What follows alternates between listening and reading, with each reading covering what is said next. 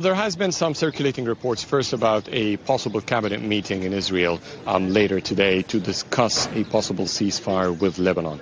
This comes as local news here in Lebanon are circulating a possible breakthrough where a one-week ceasefire is under discussion. That is, of course, yet to be confirmed. We're going to hear first from the Israeli Security Cabinet and therefore hear from Hezbollah to confirm if they're abiding to it, they approved it or not. But this comes as a series of intensified Israeli strikes hit all the southern part of Lebanon. I'm here in Tyre, which is in the southwestern borders between Lebanon and Israel. And the line behind me is way back at the mountain where the first line of villages between the borders. It seems that Israel has been targeting this first line of civilian living villages to be under heavy, intensive bombardment, what people here believe to be a deliberate attack, not only on Hezbollah's infrastructure, but in a plan what many here believe is to push away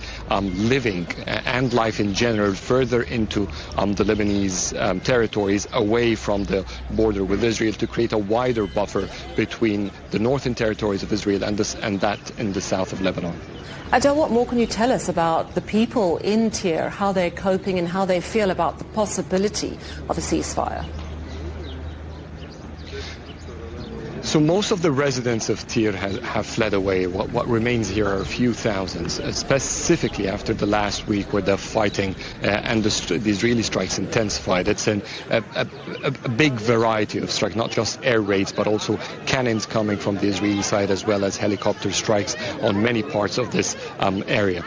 In general, it seems that the infrastructure have been devastatingly attacked. There is massive destructions all across the town. Infrastructure is very fragile. Even health workers have been targeted. At least two first responders were killed in two Israeli strikes here in the Tyre area. And has been a lot of alarms about how Israel keeps attacking the same place twice even after the responder comes. So in general, there's a state of alert. Whoever is left are taking as much shelter as possible. They're trying to stay away from residential areas. This is basically an area that Israel called for a comprehensive evacuation, and therefore the strikes and attacks from Israel come at any time, anywhere without prior warning, and therefore any place could be a target.